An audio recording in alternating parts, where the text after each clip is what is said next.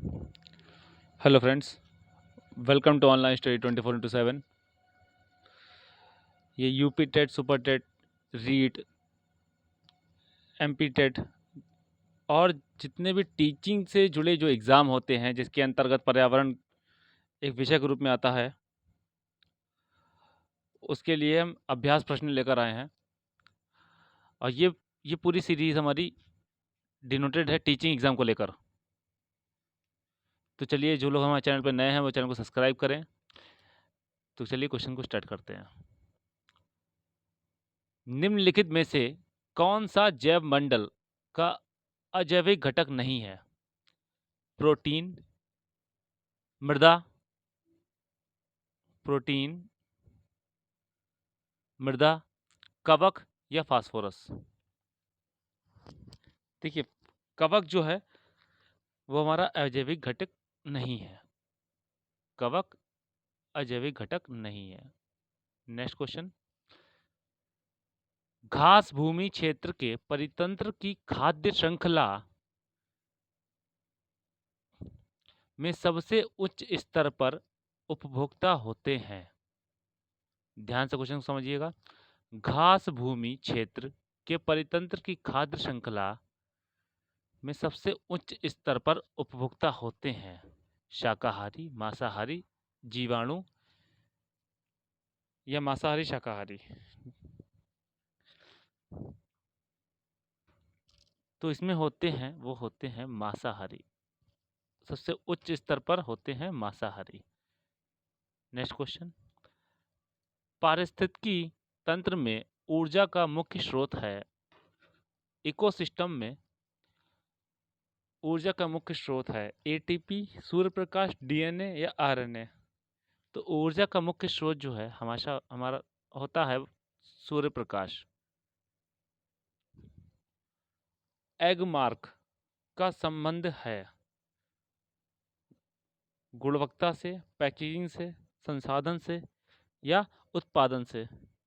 तो एगमार्क का संबंध जो होता है वो होता है गुणवत्ता से। जैसे हम लोग कहते हैं कोई मार्केट में कोई चीज़ लेने आते हैं, कुछ भी बढ़िया चीज़ लेने आते हैं तो क्या कहते हैं, भाई एगमार्क के साइन वाली देना। इसका मतलब क्या है, उसकी गुणवत्ता अच्छी है। अगला सवाल। किसी खाद्य श्रृंखला में शाकाहारी होते हैं। ध्यान रखिएगा, ये खाद्य श्रृंखला की ही बात कर रहे हैं हम लोग। शाकाहारी कौन होते हैं? प्राथमिक उत्पादक, प्राथमिक उपभोक्ता, द्वितीय उपभोक्ता या फिर अपघटनकर्ता। तो शाकाहारी होते हैं प्राथमिक उपभोक्ता, प्राथमिक उपभोक्ता। Next question. और ये सीरीज तो हमारी चलती ही रहेगी। इसकी थ्योरी और टॉपिक वाइज चैप्टर्स और डिटेल वाइज लेक्चर के लिए हम लोग का एक पेड कोर्स जल्दी लॉन्च होने वाला है। तो हम लोग से कांटेक्ट कीजिए। डिटेल हमारी आपको जल्द ही मिल जाएगी। Question number 6। भू पारिस्थितिकी तंत्र में ऊर्जा का महत्वपूर्ण स्रोत है। सूर्य, पृथ्वी, चंद्रमा या शुक्र। देखिए, हमेशा हमारी ऊर्जा का सबसे बड़ा जो सोर्स होता है वो होता है सूर्य, सदैव। Next question. जब एक जीव लाभ लेता है बगैर दूसरे सहवासी जीव को प्रभावित किए तो क्या कहलाता है? फिर से क्वेश्चन पढ़ लीजिए। जब एक जीव लाभ लेता है बगैर दूसरे सहवासी जीव को प्रभावित किए तो कहलाता है परजीवी, सहभोजी, मृतोपजीवी, सहजीवी। तो जब एक जीव दूसरे को बिना डिस्टर्ब किए अपना लाभ ले लेता है तो उसे कहते हैं सहभोजी। क्या कहते हैं? सहभोजी। और जो लोग सीरियस एस्पिरेंट है वो लोग अपने प्रॉपर नोट्स बनाते हुए चलें, क्योंकि ये प्रीवियस ईयर भी होते हैं और अन्य राज्यों के भी क्वेश्चन हैं और कुछ क्वेश्चन ने बनाए हुए हैं। तो इससे बाहर क्वेश्चन आने की संभावना ना के बराबर रहेगी, क्योंकि क्वेश्चन रिपीट ही होता है। 70% क्वेश्चन रिपीट होते हैं। तो अपने इनके प्रॉपर नोट्स बनाते जाइएगा, ध्यान रखिएगा सभी लोग। Next question. जब मोर सांप को खाता है, सांप कीड़ों को खाता है और कीड़े हरे पौधे को खाते हैं तो मोर का पोषण तल है। प्राथमिक उपभोक्ता, अंतिम अपघटक, प्राथमिक अपघटक, खाद्य पिरामिड के शीर्ष पर।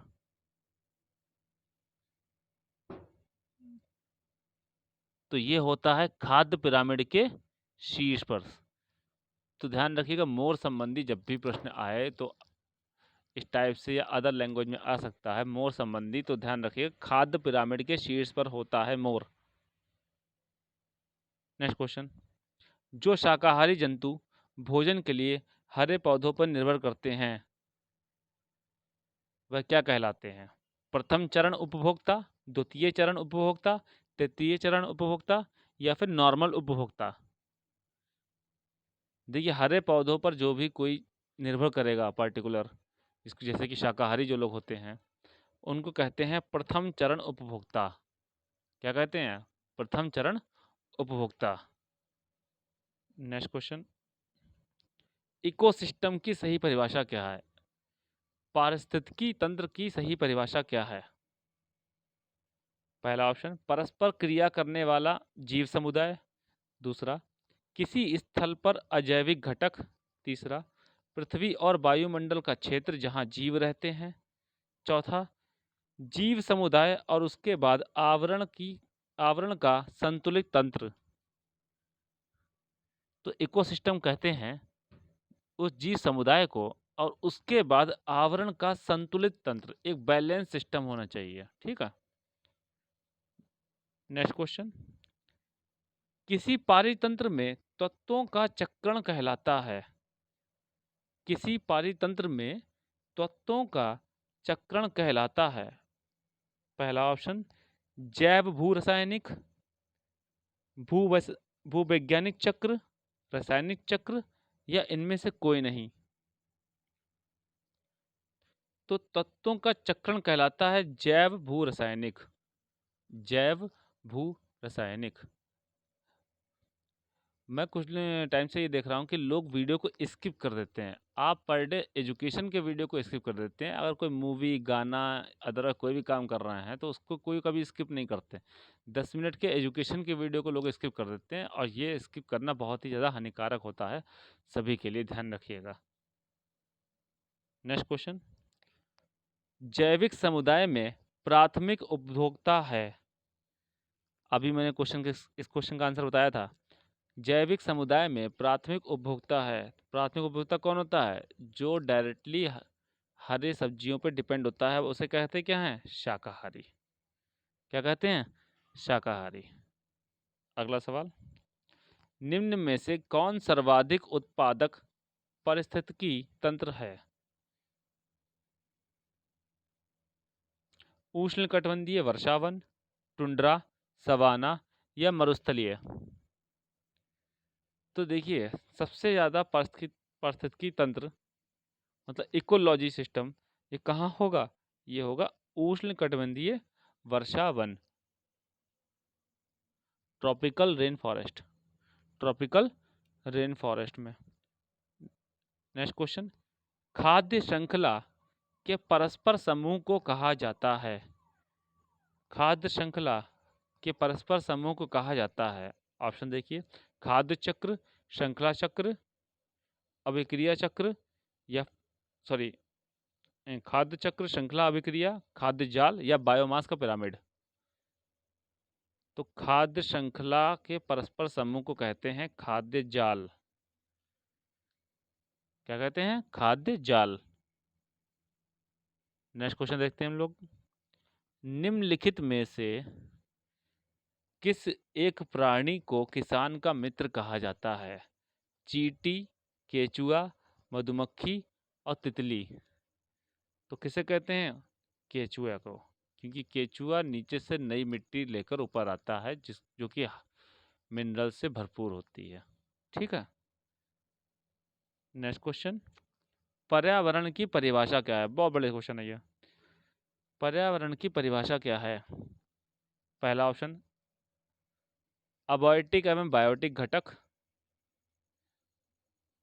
दूसरा, समुद्र तल के नीचे पृथ्वी पर वस्तुएं। दूसरा, चीज़ें जो हमको घेरती हैं। उपरोक्त में से कोई नहीं। तो कई लोगों के मन में आंसर आया होगा सी, लेकिन परंतु इसका आंसर है ए। ए क्यों है, कारण बताते हैं। चीज़ें जो हमको घेरती हैं, पर्यावरण शब्द बना है परि प्लस आवरण से। तो परि का अर्थ होता है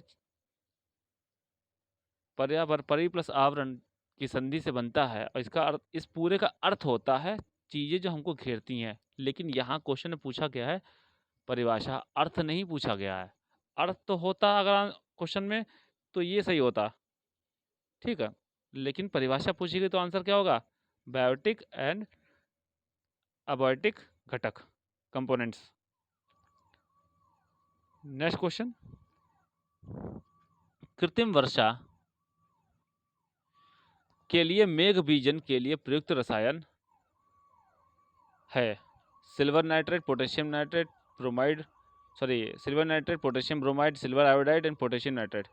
तो भैया इसका आंसर तो आंख बंद करके याद कर लो, होता है सिल्वर आयोडाइड। सिल्वर आयोडाइड आंख बंद करके याद कर लो। बहुत से एग्जाम के लिए कंपलसरी है, चाहे यूपीडब्ल्यूएससी हो, किसी में हो, इस टाइप के क्वेश्चन अक्सर पूछे जा चुके हैं और पूछे जाते रहेंगे, ठीक है। नेक्स्ट क्वेश्चन, निम्नलिखित में से कौन द्वितीय श्रेणी का उपभोक्ता है। हाथी, ये शायद ऑप्शन गलत लगी है इसमें, ये साहब नहीं सांप होगा। हाथी, सांप, शेर, बकरी। निम्नलिखित में से कौन द्वितीय श्रेणी का उपभोक्ता है। तो कौन है, सांप। कौन है, सांप।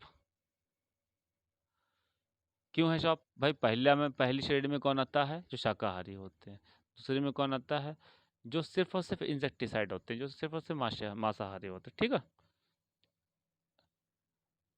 अगर वीडियो पसंद आ रहा हो तो लाइक जरूर करना, शेयर जरूर करना।